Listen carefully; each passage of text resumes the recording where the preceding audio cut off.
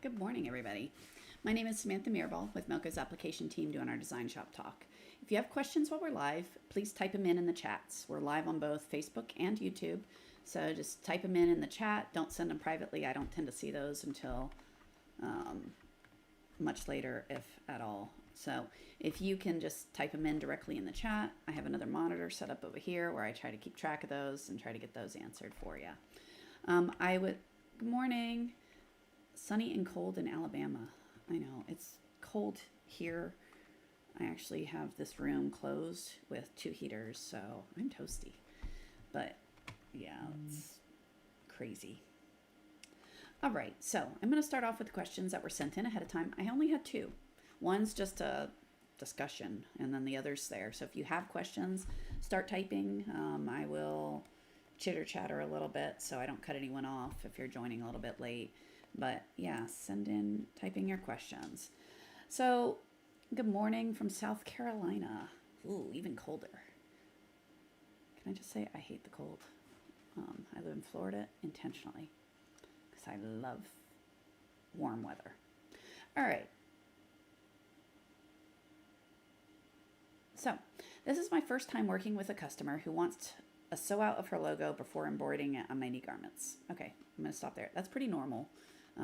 To sew something out before proceeding with it. It's kind of like a test sew out. In general, I recommend doing that as a good practice to get clients to approve it. That way, if there's a spelling error, if there's a color error, they approved it, right? So, well, you told me it was good. I made it match what you told me, so I'll remake it for you for this price, that sort of thing. All right, so she sent you a PDF file. It's not digitized. She wants it digitized plus a sew out, but she hasn't paid anything. Okay, essentially, she wants you to do a bunch of work for free. So for some of those type of clients, I've always said, there's I'm happy to work on that. Here's a quote for the full thing. If you want to do that, there's a non-refundable deposit of blah. Whatever that is. So I would include enough to, at a bare minimum, cover the digitizing and garments, right? Then if she doesn't have it sewn, whatever. Now, if she doesn't want to commit to that, then you can say, all right, there's a deposit here for non-refundable. It covers, the test sew out and all of that. And then the remainder is due upon approval of that logo. And then we'll can proceed with the order.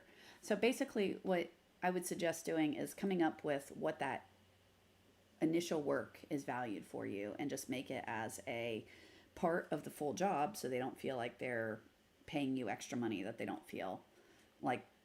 If you tell someone, good, the order costs this, but if you want to do this, it's going to cost you an additional, $50, $100, whatever it is you want. Some of them get testy, right? Or get upset and think they don't realize. But if you say, hey, that's a deposit or, something on that goes towards your order, they're generally a little more receptive to that. And you can even tell them, it's this non-refundable at that point. If you don't want to proceed, that's fine. Otherwise, the balance will be due on date, this, and then the order will be delivered X days after payment is received, right?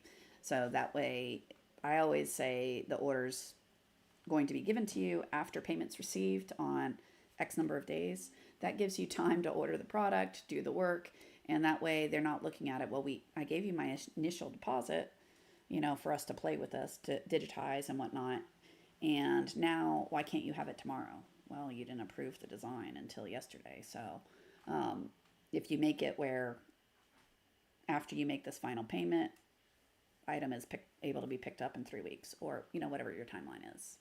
Okay, that would be my suggestion, is somehow bake it in of a deposit that includes, and you can even tell her your deposit will include the digitizing and test sew outs up to X revisions.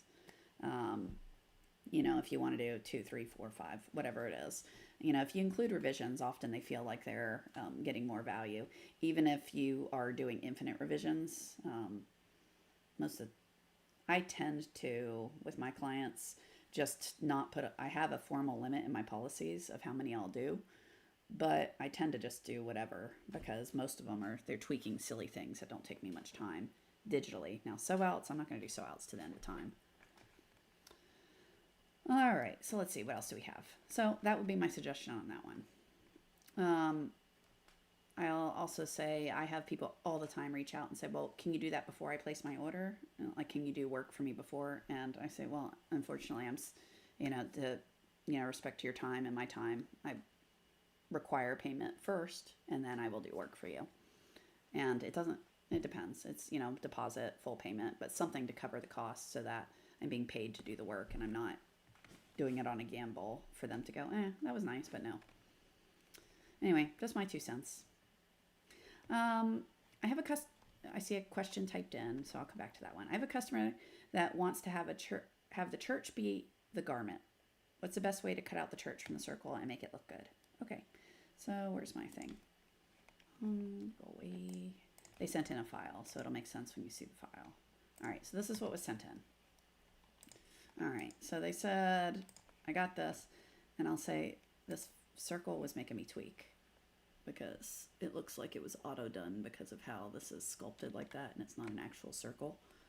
Anyway, this file was making me crazy. Regardless, what you're saying is you want this church to be the garment. All right, so I can't just turn this off, right? I can't turn that off because of how it was digitized. So we got to digitize this circle ourselves. Good news is it's really easy to digitize, right? So I can draw a circle. So I'm going to use the complex fill and the circle. Did I turn on the circle tool? Yeah, I did. So the circle tool. I'm going to left click, and then hold the shift key and drag, and that makes a perfect circle.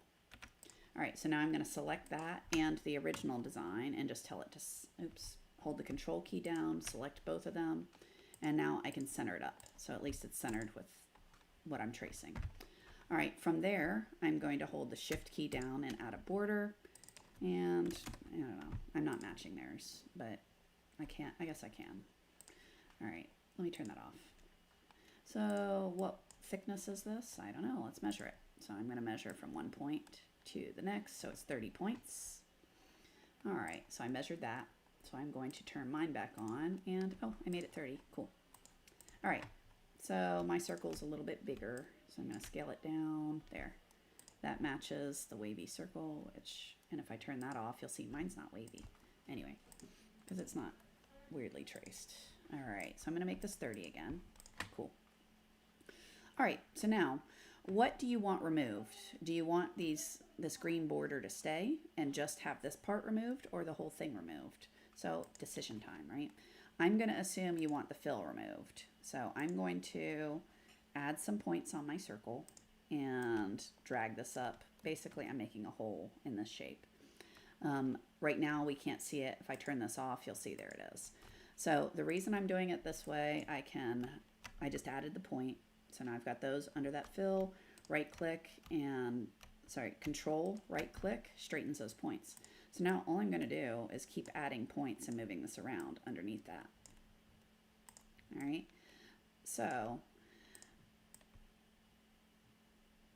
this allows me to do minimal work from this pre-digitized logo while getting the look you want, right? So if you're just trying to remove that green, right, I can go like this. Cool. Now if I turn that off, you'll notice now I have a hole. All right, so that's part of it. But this thing is all one element that I can't separate. Hi, Beth. Thanks for joining today. So this is how silly do I want to be about this? How is it digitized? Oh, this is easy. All right. So I could delete those stitches and leave that, or I can just redraw it. I'm going to redraw it because why not? So different ways we can do that. I'm going to go shift and click just like I did before.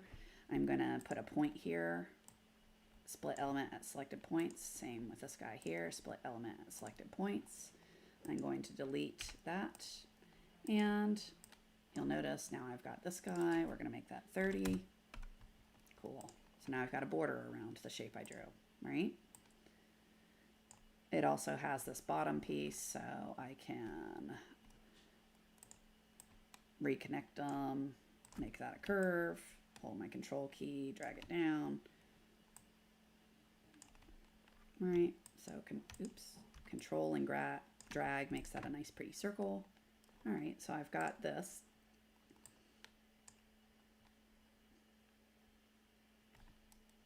Pretty darn close to the actual design there. All I'm doing right now is tweaking. Ooh, that's pretty. Let's make that overlap again, because that's why it's doing that. Undo. Let's just delete that point. It'll be quicker. There we go. All right. So there's that. All right. So it's just the cross left. So that cross is just 2 single lines, or a handful of single lines, right? So they went up, this one, and then this one, and you can pick the width. Anyway, so all I'm doing is redrawing it. I did that with the single lines. 30, move that over. That's going to sew first, then this outline. There we go. So now if I turn off theirs and turn off the sky, make this thing green. Not that it needs to be green. I have overlapping satins, so I need to add some point here and delete some things. So I'm going to add some slip points there and delete this. There we go. All right, so that's one way. Now that just deleted this part and made that the garment. I left all this because I didn't feel like redigitizing all that. So that kind of uses this expanded thing and just replaces the elements that I want, that I needed, right? So other ways we could do this. So let's say that's not the look you wanted. Maybe you wanted to get rid of the entire green area, right? So I did this one earlier. So I did the same thing. I added points and I drug it around, but this time I made it match the outside of the shape. So now when I turn this off, and you would delete these, you wouldn't just turn them off. Now I got that. Okay, well, if you want this then outlined, I would have to add that satin stitch back on like I did before. So it's really, how do you want, what look are you going for, right? So do you want this entire area to be the garment? Do you want just the fill to be the garment? That's a design decision, right? Any questions on that? All right, so there was a question typed in that said, hey, how do I add caps on the end of a single line satin? Cool, so let's make this something, single line satin here. And caps can be, I assume you mean for puff, Nicole?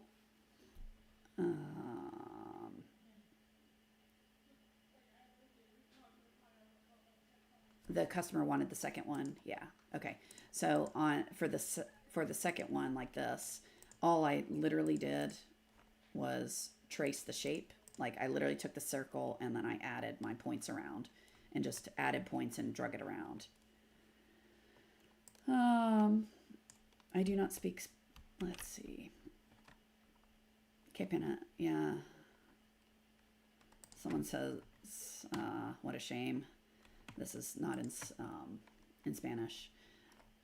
Mi español es malo, pero I can try to answer some questions, but my husband, anyway, I do speak some Spanish, but I can see if we can do stuff in Spanish. All right, so you just want a rounded end. Okay, so let me go back to here. So the question was, how do we round this instead of having just a nice satin? You're going to do that. You've got your single line. It ends here. I'm going to then use this column 1 tool. All right, so using that, it ends here. I'm going to do, first I got to start it close, right? So I'm going to pick there and yeah, there. And now I can do like a right click and a right click and a left click and a left click, enter. Poof. I got a pretty little end there.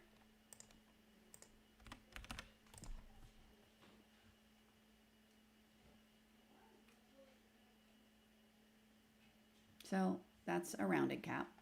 If you want it to be pointy, let's see, again, I'm going to use the column. Start here to there,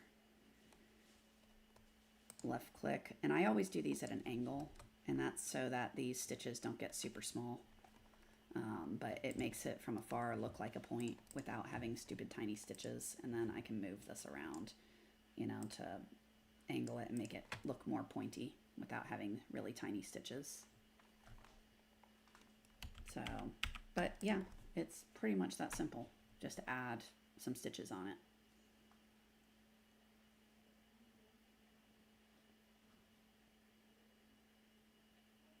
All right. So yeah, that was the question. How do I cap those? Any other questions? Let me scroll up. All right, we did that one. Oh, Kyle added one. I added Melka OS settings in DS12, so my tiny letters will stitch slower. I don't see any difference on my Summit. Are MOS settings only? Oh. So MOS settings, I don't know. I have a Summit. I just don't use it in that manner. So in the OS, there is a way to say load. Where's the screen? I covered it last time. Oh, it's right there. You got to say that button, which is load settings from file or something like that. I don't know if that exists in Summit because you'd have to click something to load the settings on the Summit. And honestly, I'd have to go bang at the screen and figure it out. So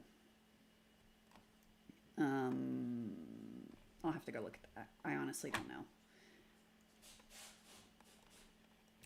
Yeah, Judy, the points, that's the worst thing you can, well, it's not the worst thing you can do, but when you're doing sharp points, doing them like a triangle is annoying because, and I'll show you what I mean by that. So if I do this and I go, all right, oops, I clicked on the wrong side. So if I go like that, this stitch up here, these stitches get silly small and they don't, well, it can kind of sew and it usually will do something that ends up working well. These stitches are so small, you generally will get a better sew out if you twist into it. All right. That's just in my experience. So the other way you can do points is, let's say I leave it blunt and then you put this as small as you're comfortable going, but before you do that, so before then I do a running stitch. So I do a running stitch out here and back. That's another way you can do it. So you do a running stitch out and back, and then you run this. So you're still getting the a point, and it's sharp because you've run out without the stitch getting super small. Why can you not right-click on the properties anymore and be able to change the lettering? Right-click properties, you can. For lettering, is it lettering? So if it's expanded, it won't do that, right? So if I have lettering, I can right-click, go to properties, and I can edit it. However, if this has been converted, if this is an expanded format, and I try to click on it, like if I select that and say properties, there's no lettering to edit, so it won't let me do anything. So Karen, is that what you're asking? So it depends on the type of element. If it's expanded like this, so this is a completely expanded file, right click in properties is going to take me to nothing useful because it's expanded, right? I can't do much with it. I can only mess with these sort of things.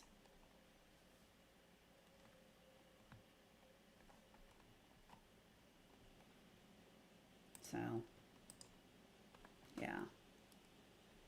So Karen, let me know if that's what the issue is, if it's expanded versus actual lettering. Yeah, Kyle, I will go play with it. My Summit, I tend to run stock designs, just repeat, so I have files loaded and I just go. But yes, but yours is not working right. Let's see. You can check to make sure you have the right version here, that it's not running Sizer. So if it's running Sizer by accident, your security just might need to be updated. So maybe that. Hey, someone found me an article. They put a link there for you. Let's see what it says. Kyle, they might have done the answers for you. Run settings. So they put a link in there. All right, I'm not going to read all this here. I'll read it afterwards. You can read it, and then we can both play with our machines and rediscuss. So, all right, so it's actually, Karen adds, it's lettering. I type it, and then I want to change it. So, all right, undo. So yeah, you should be able to double click on the lettering and pull up the properties, or right click and go to properties. If those aren't showing up, I personally would reboot everything, and if it's still not doing it, my best suggestion would be to call Milko Service and let them log in and see if there's something, a setting somewhere that got toggled.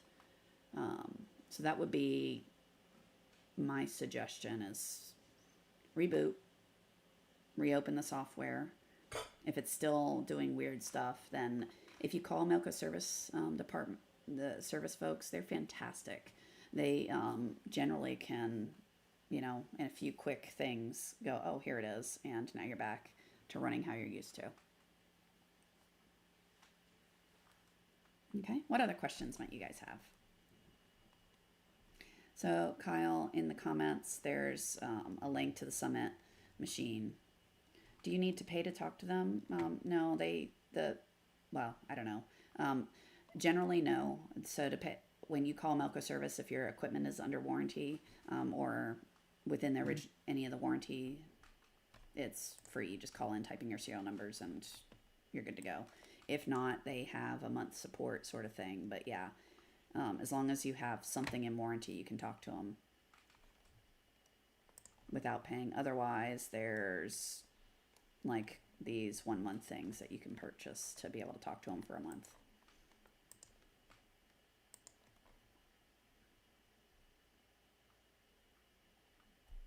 Okay. What other questions might you guys have? We did get the links to technical support over there so that you can kind of get the phone numbers and all the info. But no, they'll talk to anyone as long as you got something in warranty.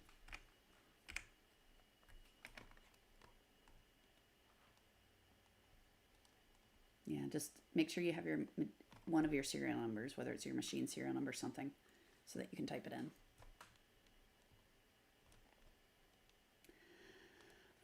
All right. Cool. I have a satin stitch line that is kind of in the shape of a mountain around the peak. The stitch lines get weird. How do I fix it? Yeah. So around the peak, my guess is they get, let me turn it off. Right now, my settings are all set up, so it says pretty, but let me turn it off. So my guess is it's doing stuff like this. And when they do things like this, what you end up with is, it looks pretty on the screen, but when it goes to sew out, it actually ends up looking like a mushroom, right? Because if I zoom in on this, what you'll see, and let's turn it off at 3D, I've got like 10 million stitches, exaggerating, but I've got, because it's bringing every stitch back to the center, trying to get around, I've got so many stitches in this area, it's too dense. So it's the bulk of thread just gets bigger and bigger and bigger, and ends up not looking like this pretty sharp point. It ends up bubbling out and making a mess, right? So dealing with that, you can see it's got short stitches turned on, right? So short stitches is trying to help, but it's still just too much. So short stitches is where it's going to back up some of these other stitches, so that instead of having every stitch come to this line, so if I turn off short stitches, just to show you, every stitch comes to that line. So that means in this area, it's going to be beyond excessive. Short stitch tries to help, right? So it's staggering them back just a little bit off that line to try to reduce that bulk, but it's still just a lot of thread in a very small area. All right, so what other things can we do? You can turn on these corners. And the corners, change it to, instead of being sweeping the thread, it's now going to change it to a cap, right? There's also another type that's a miter, and all of those are going to end up looking better than that weird sweep. Like I said, it ends up just looking like a big old mushroom and not like a pretty point. So that's the quickest way to do it. Just turn on caps and move along. All right, I have, so Nicole, does that help? Patty asks, I have DesignShop 11. I'm interested in puff design.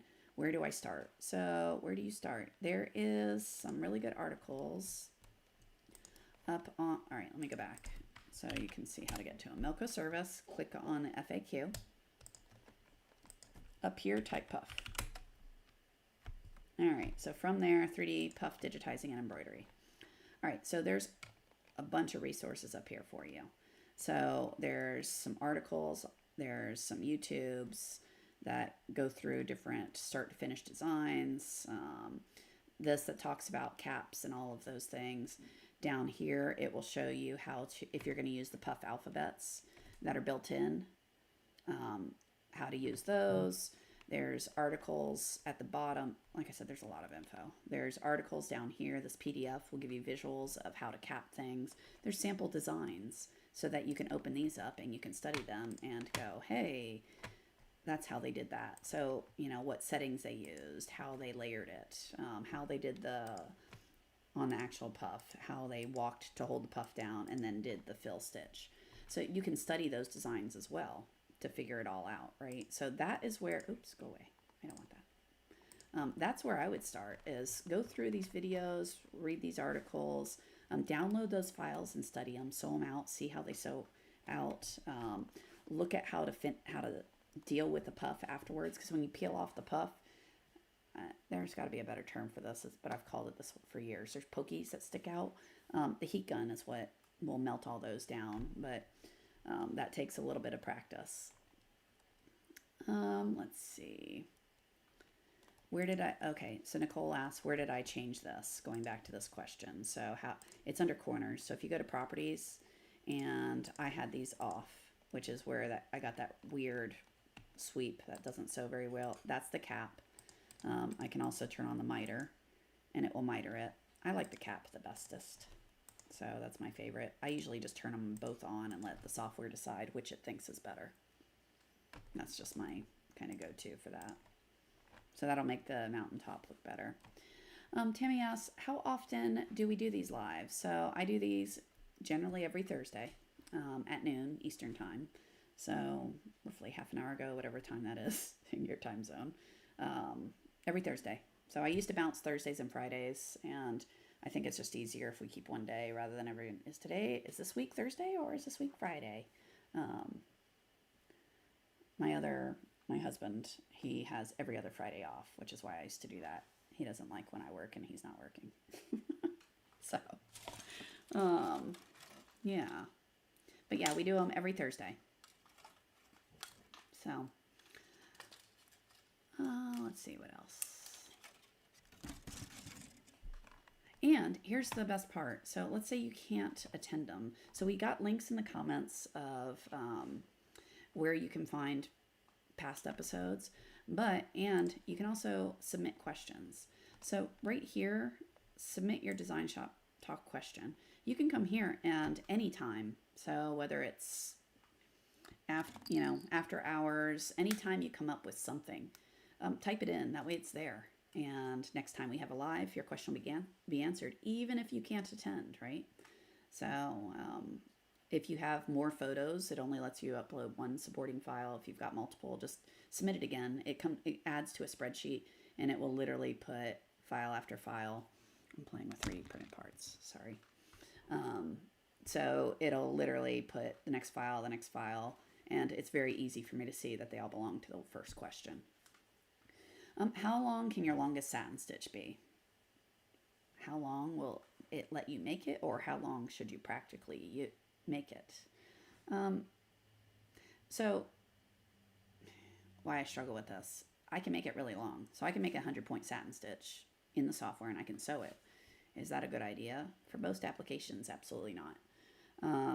If I do a left chest with a 100-point satin stitch, it's going to get torn up in the laundry. It's going to get torn up with pens going in and out. It's going to make a mess and it's not going to look pretty, right? So as a general rule, 60 to 70 points is generally the largest you want to make it before you consider doing split satins or things like that.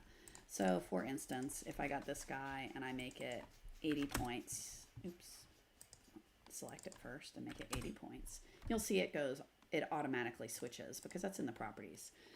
Right here is where it's being dealt with. It says use fill for stitch lines greater than So that means whatever number you put here, once a stitch gets larger than that, it's going to start switching over. So that or greater. So if I make this 95, you'll notice this goes back to satin. I don't suggest that. My personal limit is around 70 points. But you can still make it look kind of satiny by using this common auto split. So this will sew with like this split line down it, and it kind of looks a little bit more satin, right? So that's one technique you can use if you want it to be satin, but it's too long. You can always add a split on it. Ooh, from Italy. Wow, thanks for joining today. You're what, 6 or 7 hours ahead? Maybe 7? So it's in the evening sometime. Thanks for joining. I don't speak Italian, sorry. All right, because I'm out of any other questions? Italy, I'll tell a funny story, just waiting to see if anyone else is typing. When I went to Italy, my kids all made fun of me because the only other language I kind of know is Spanish. And I would default to Spanish anytime someone would speak to me. And they're like, wrong language, Mom. I'm like, English, Spanish, sorry. And I was in Italy. They're like, you know where we are, right? Yeah. Oh, well. All right. Any other questions? I'm going to scroll back up and see if I missed any. So we did that. I did that. Yeah, I'm sorry I don't do this in Spanish. We talked about that. I'm just reading through the comments that were typed in on both platforms. Make sure I didn't miss a question.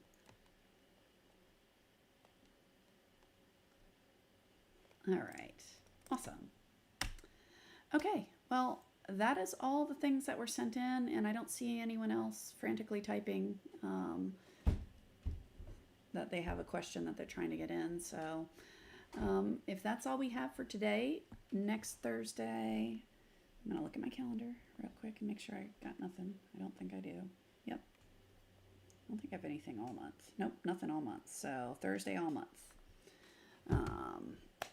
I will be back next Thursday. So like I said, if you have questions, please type them in on the form. That way they'll be there if I need to make examples or if I need to go research something with the team back home in Denver, I can go do that. But I appreciate everyone joining. Let us know what you want to learn and we will try to work. I'll try to work that in. All right. Have a fantastic, can we tell us about Melco minutes? I don't know what that is. I probably should know what that is.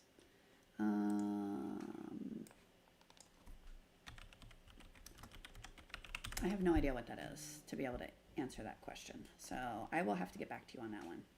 Melco minutes on YouTube.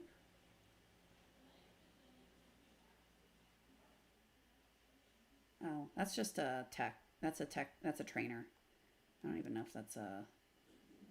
So that's just an independent contractor that put up a page. Yeah, so that's not associated with Melco per se. It's just an independent contractor that has put up a YouTube. Like I have one of those up on for my personal stuff as well. I don't brand it as Melco though. I find that weird. So yeah, that's not a Melco thing. That's a independent contractor who's doing that. I find, anyway. All right. Any other questions?